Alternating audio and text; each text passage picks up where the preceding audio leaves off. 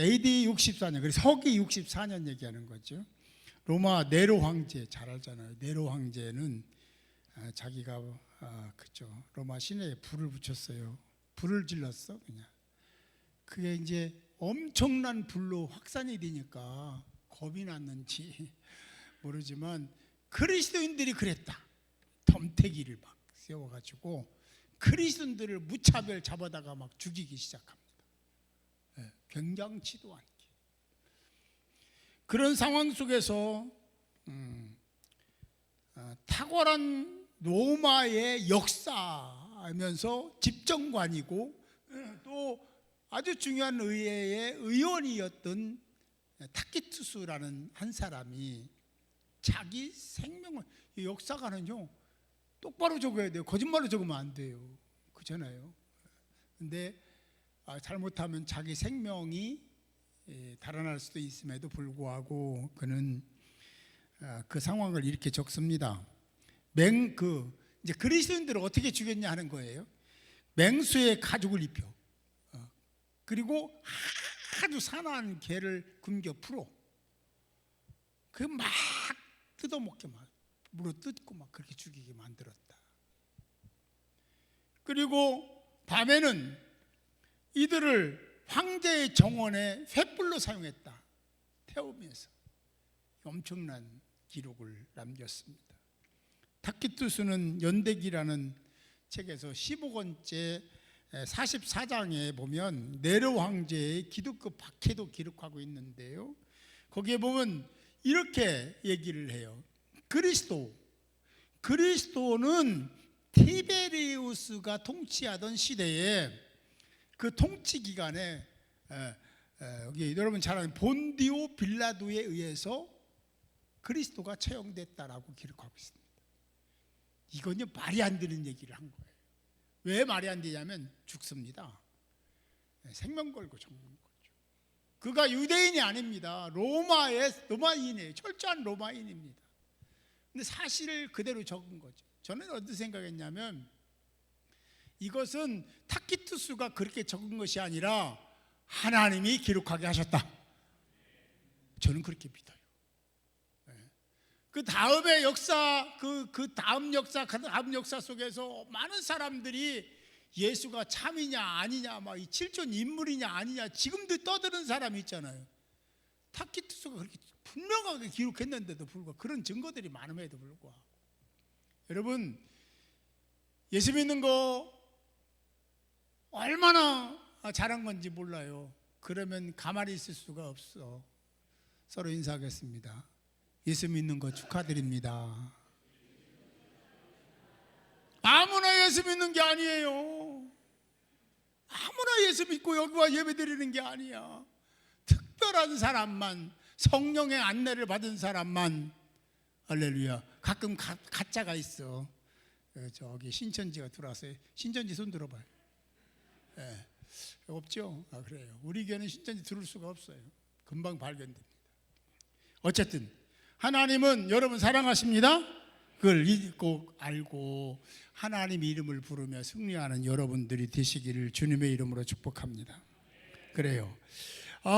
아무튼 네로 황제 당시에 참혹한 핍박이 일어나자 이상한 일이 일어났어요. 어떤 이상한 일이 일어났냐 하면, 당시 십자가는 치욕적인 거고 부끄러운 거고 참혹한 거고 고통이 심한 거예요. 사람들이 다 설레 좌우로 고개를 흔드는 게 십자가에서 죽는 거였기 때문에 유대인들도 마찬가지였습니다.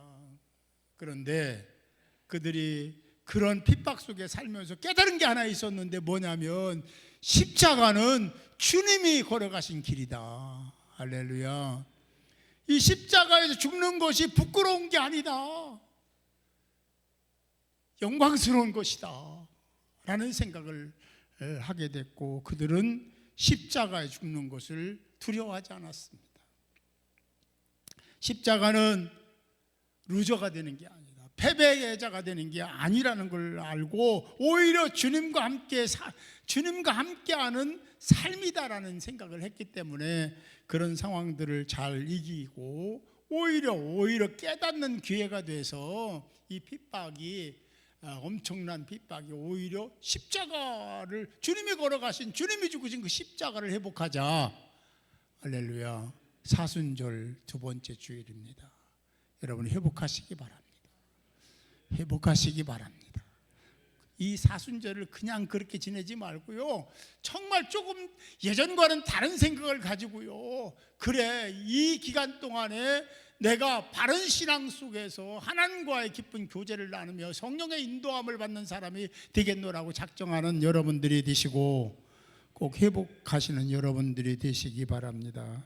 로마서 우리가 보고 있는 마가복음 8장은 특별한 장입니다. 복음이 완전히 확 전환이 되는, 그동안은 수면 아래에 있었다면 이제는 수면 밖으로 오픈이 되는 그런 장이, 그 시작의 장이 마가복음 8장이기 때문에 이 장을 복음서 전체의 축이라고 얘기를 하고 있습니다. 저는 동의합니다.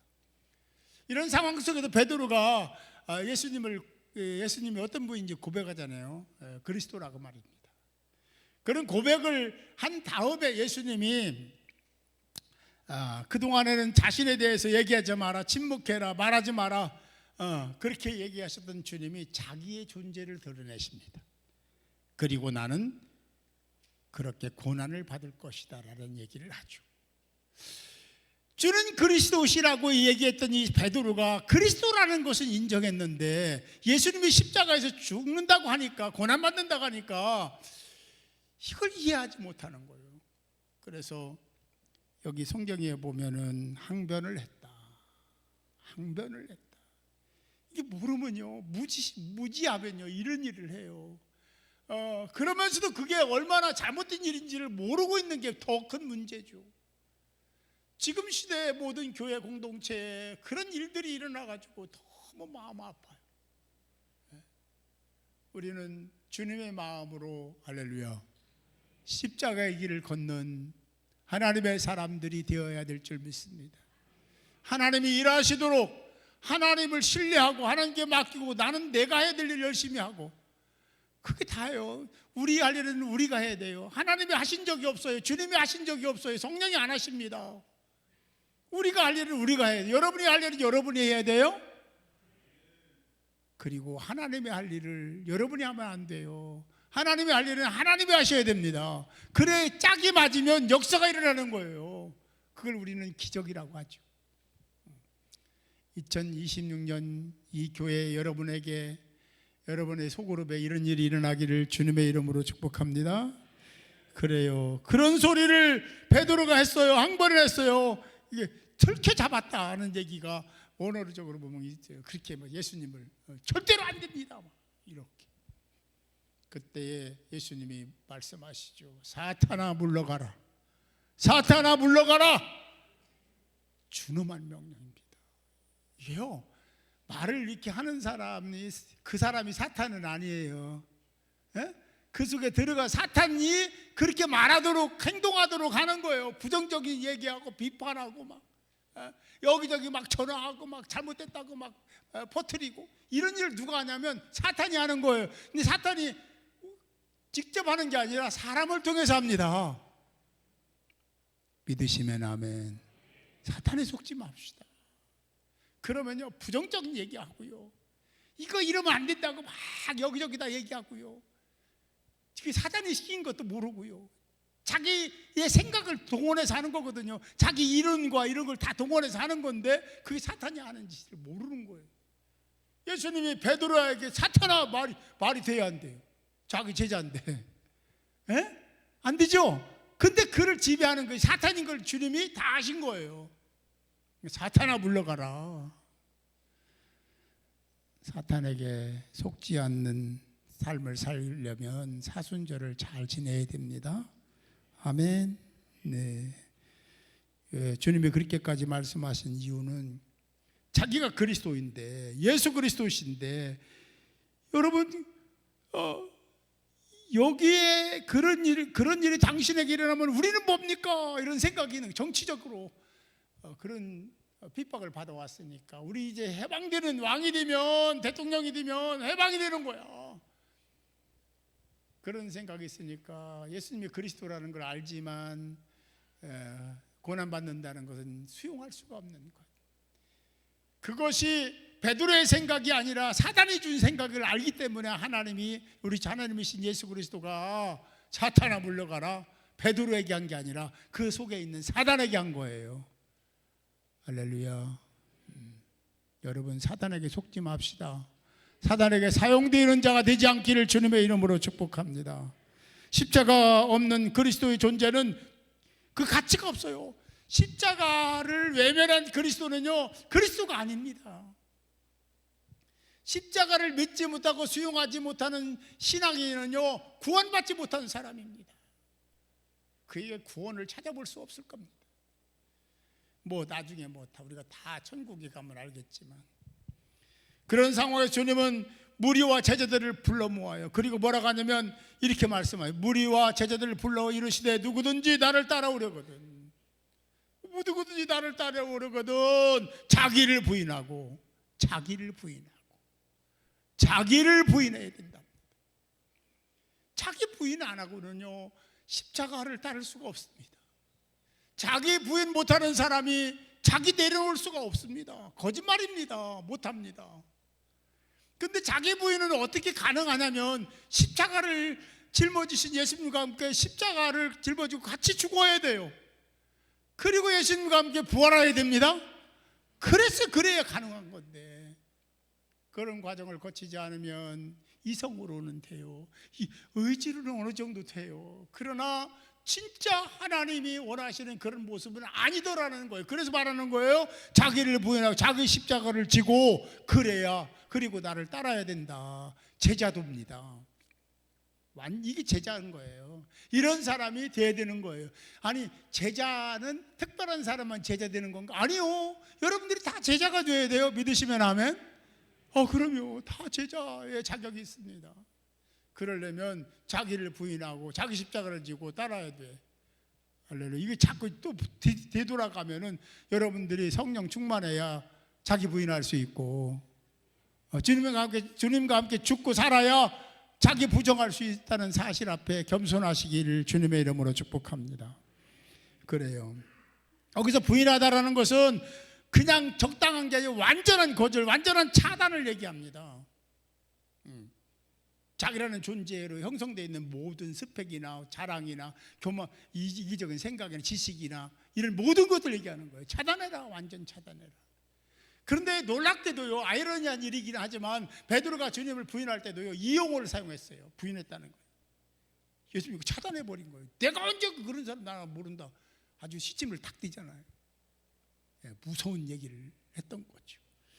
그래, 어쨌든 당시 로마 사회에서 십자가에 대한 얘기는 했습니다. 그렇게 비참한 것이, 참혹한 것이 십자가였다라고 말합니다. 그런데 예수님은 부름받은 자 제자들에게 모아놓고 십자가를 지라고 하시는 거예요. 왜 십자가를 지는 거예요? 십자가가 수치스러운 건데, 고통스러운 건데. 근데 그 십자가가 얼마나 큰 영적으로 의미가 있는지를 주님이 잘 아시기에 너희들도 십자가 져야 된다라고, 그리고 나를 따라야 된다라고 하는 메시지를 전하고 있는 거죠. 그런데요, 누가복음 9장 23절은 한술 더 뜹니다. 날마다 십자가를 지라고 말씀합니다. 어느 한때만 십자가 지는 게 아니라 매일매일 십자가를 져야 된다고 말씀하고 있음을 믿으시기 바랍니다. 그리고 갈라디아서 6장 14절에서는 그리스도의 십자가 외에 결코 자랑할 것이 없다. 얘기할 게 없어. 십자가가 다야. 할렐루야. 십자가로 다 관통이 됩니다. 여러분, 십자가가 결여되면요, 그 사람은요, 십자가를 외면하는 사람이에요. 그런 사람은 자기를 내려놓지 못합니다. 자기가 앉아있는 자리가 교만의 자리고 이기적인 자리고 자기가 주인된 자리인데 그 내려오지 못합니다. 여러분, 성령 충만하시기 바랍니다. 십자가를 지고 주님과 함께 죽고 주님과 함께 다시 사는 여러분들이 되시기 바랍니다. 그래야 십자가 질 수 있는 거예요. 그래야 십자가의 길 갈 수 있는 거예요. 그래야 자기 내려놓을 수 있고 자기 부정할 수 있고, 그리고 그래야 자기가 앉았던 자리가 잘못된 자리인지를 알고 주님께 여러분이 앉았던 자리를 내어드리는 거예요. 할렐루야.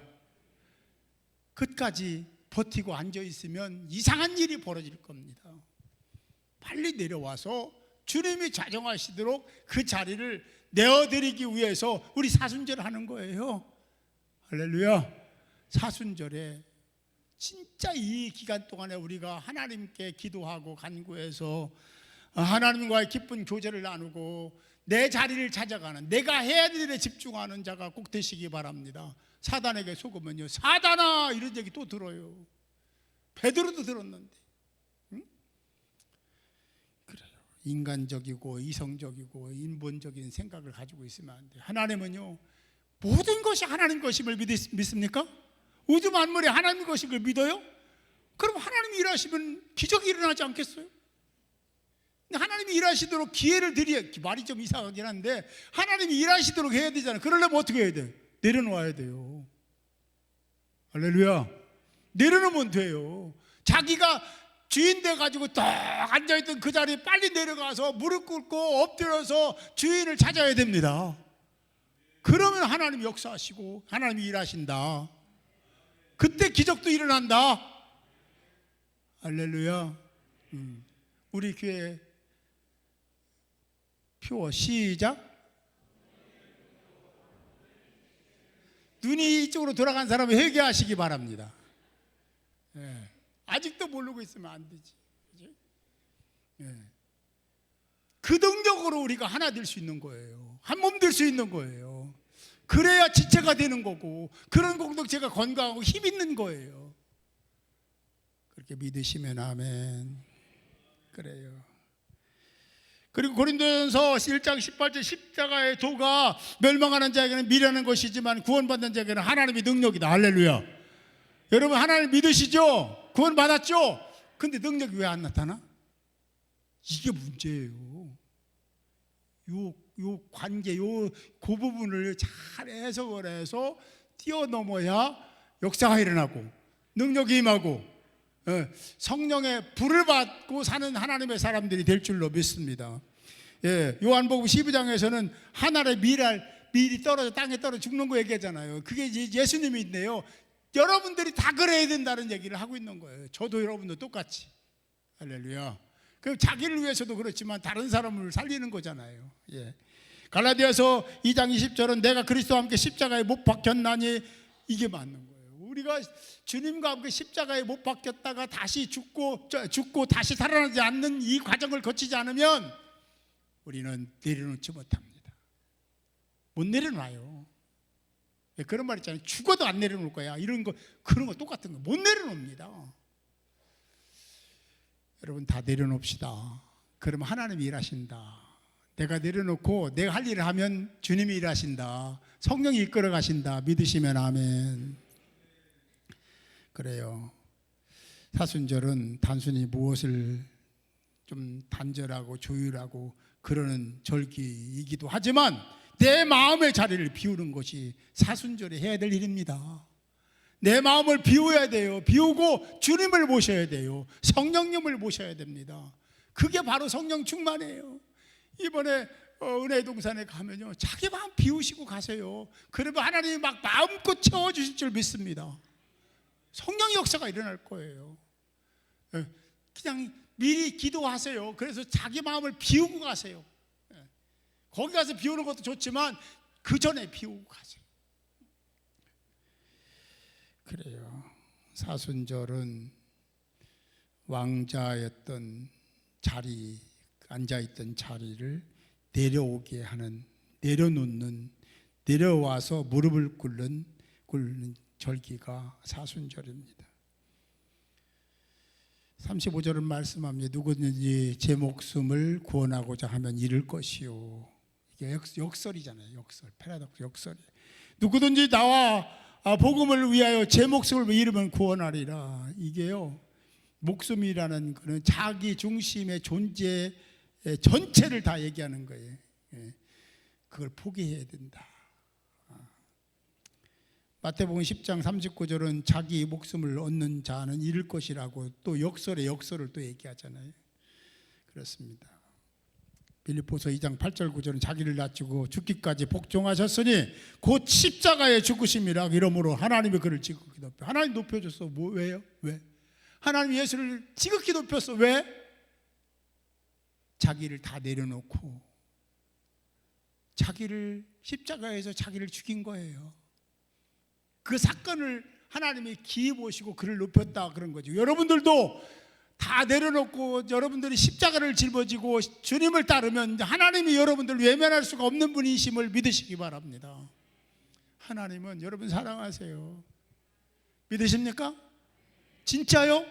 하나님 여러분 사랑하세요. 왜 그걸 몰라요? 부모가요 자식 사랑하는데 자식은 그걸 몰라. 그러면 속상하잖아.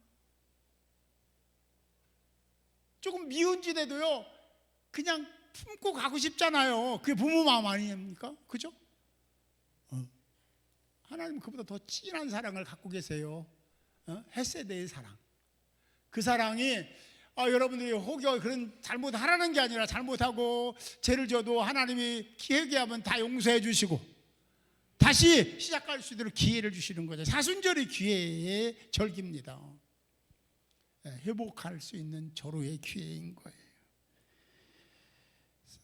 그러면 우리가 십자가를 통해서 높여주시는 하나님의 은혜를 얘기했는데, 그럼 언제 어떻게 내려놓아? 어디서 내려놓아야 될까?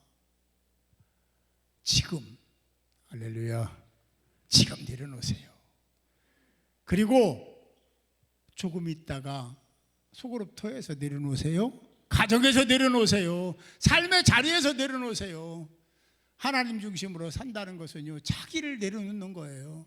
그걸 하나님이 원하시는, 그게 어려워요. 진짜 정말 어려워요. 그런데 그걸 하라는 거예요. 그걸 하는 자가 복 있는 자. 할렐루야. 여러분들은 하나님의 사랑받기에 충분한 자입니다. 자격 있는 자예요. 하나님 사랑 꼭 받으시기 바랍니다. 36절에 보니까 사람이 만일 온 천하를 얻고도 자기의 목숨을 잃으면 그게 뭐냐? 도대체 뭐냐? 그게 누구든지 나를 부끄러워하면 나도 너희들 부끄러워할 거야. 오늘 말씀에 계속 얘기하는 거잖아요. 부끄러워하다는 것은요 복음을 감추는 거예요. 그리고 제자됨을 축소하는 거예요. 여러분 어디 가서요 공적인 자리든 뭐 개인적인 자리든 복음을 부끄러워한 적 있어요, 없어요? 예수 믿는 거 꼭 얘기하고 싶지 않아. 그래서 나 혼자 식당 갔는데 다른 사람 다 쳐다보는데 내가 기도하기가 멀쩡 보니까 그냥 되게 하는 둥 마는 둥 하고 먹은 적 없어요? 그러면 안 돼. 예수 믿는 걸 오히려 보여주세요. 당당하게 기도하세요. 그게 무슨 상관이 있어요? 다른 사람 같이 있는데 다 기도 안 해. 나 혼자 기도하세요. 괜찮아. 만약에 그렇게 안 하면 내가 너를 부끄러워하리라. 성경에 오늘 나와 있는 말씀이에요. 십자가는 그럼에도 불구하고 여전히 부담입니다. 힘들어요. 그리고 쉽지 않아요.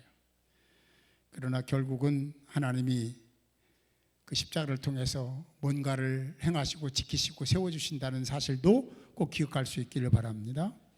여러분은 무엇을 소망하며 무엇을 붙들고 있습니까? 오늘 말씀에 답이 나와 있어요. 붙들 걸 붙들고 내려놓을 걸 내려놓으세요. 그래야 하나님이 여러분들을 세워주시고 은혜하실 줄 믿습니다. 그래요. 내 인생에서 나를 주인 삼고 살았던 모습 있었다면 있겠죠. 있어요. 그거 회개하시고 그리고 세상을 따르고 세상에 취해서 진짜 참 말씀이 있음에도 불구하고 그렇게 살아가는 놀라운 거지. 목회자도 그래 막. 그러니까 막 이번에도 그런 얘기를 하면서 막 뒤집어지는 거예요. 목회자가 그런다고. 여러분은 주의 길을 걷는 자, 주의 말씀에 순종하는 자, 하나님 말씀이 전부인 자, 십자가 외에는 자랑할 것이 없는 자가 꼭 되시기를 주님의 이름으로 축복합니다. 자기를 부인해야 십자가가 세워집니다. 십자가를 세워야 내가 하나님의 뜻대로 사는 거예요.